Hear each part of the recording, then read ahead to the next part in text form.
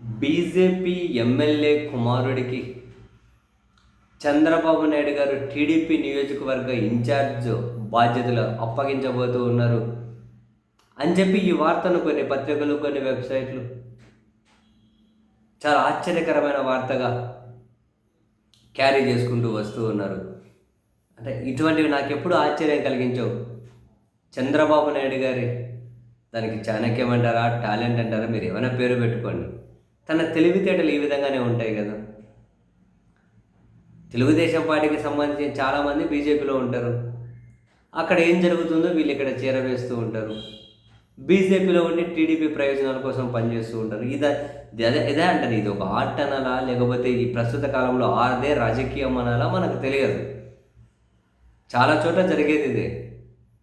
అయితే అనపర్తి బీజేపీ ఎమ్మెల్యేగా ఉన్నటువంటి నల్లమిల్లి రామకృష్ణారెడ్డి ఎవరైతే ఉన్నారో ఆయన కొడుకు మనోజ్ కట అదే నియోజకవర్గానికి తెలుగుదేశం పార్టీ ఇన్ఛార్జ్ బాధ్యతలు ఇస్తూ ఉన్నారట. నిజంగా ఇప్పుడు ఏముందిలేండి, కర్నూలు ఉంది, టీజీ వెంకటేష్ గారు బీజేపీలో ఉన్నారు, వాళ్ళ కుమారుడు భరత్ కర్నూలు ఎమ్మెల్యేగా ఉన్నారు, మినిస్టర్గా ఉన్నారు. నేను అదే అంటాను, మీరు ఏం పేరు పెట్టుకుంటారో తెలియదు, కానీ చంద్రబాబు నాయుడు గారు రాజకీయాలు ఇలాగే ఉంటాయి కదా. 2019 ఎన్నికల్లో ఓడిపోగానే తనకు చాలా దగ్గర మనుషులను బీజేపీకి పంపించారు. బీజేపీలో ఉండి వాళ్ళు చంద్రబాబు గారి కోసం చాలా మటుకు పనిచేస్తూ వచ్చారన్నది ఓపెన్ సీక్రెటే. ఇప్పుడు ఇది కూడా అటువంటిదే. ఇప్పుడు ఈ నల్లమిల్లి రామకృష్ణారెడ్డి గారైనా టీడీపీ టికెట్ కావాలని చెప్పి మొన్న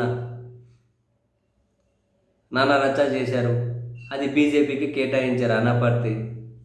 చంద్రబాబు గారు ఏముంది, ఆయన పిలిచారు, మరి నీకేంది ఎమ్మెల్యే టికెట్ కావాలి, టీడీపీలో కాదు బీజేపీ, బీజేపీలోకి పో, నేను కండువా కప్పించి టికెట్ ఇప్పిస్తాను. పురంధరేశ్వరి గారితో మాట్లాడారు, పురంధరేశ్వరి మేడం ఆయన కండువా కప్పారు, బీఫామ్ ఇచ్చారు బీజేపీ నుంచి. అక్కడ ఆయన గెలిచారు, వాళ్ళ కొడుకు ఇప్పుడు అక్కడే టీడీపీ నియోజకవర్గ ఇన్ఛార్జ్.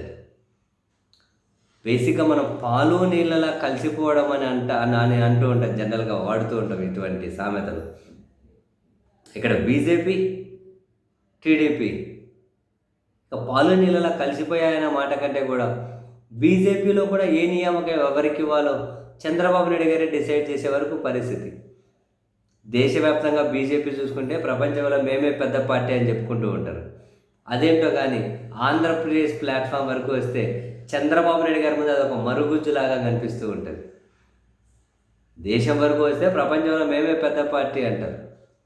ఆంధ్రప్రదేశ్ రాజకీయాల వరకు వస్తే వాళ్ళు మరుగుజ్జు, చంద్రబాబు గారి ముందు మరుగుజ్జు కంటే దారుణంగా అయిపోతూ ఉంటారు.